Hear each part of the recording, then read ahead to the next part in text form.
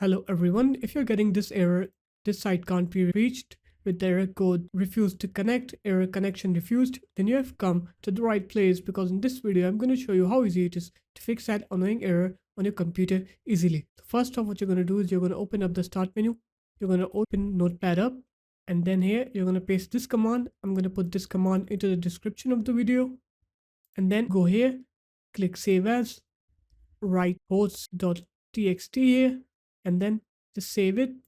And now what you're going to do is you're going to go on to this location, you're going to open the start menu up, write run, put this location in here. I'm going to put this location into the description of the video, and here you should have a file named hosts. So you're going to go ahead and right click on that host file. I'm going to use this file as an example. I'm going to go rename and just rename it to hosts.old. And after that, what you're going to do is you're going to go ahead and copy that host file that you just made. So here it is. And then you're going to paste it on here. Click continue. And now you're just going to go ahead and restart your computer. And once you're done with the restart, now when you open up your web browser and you go on to any website, you'll see that it will work. So there it is, guys. That's how easy it was to fix error connection refused.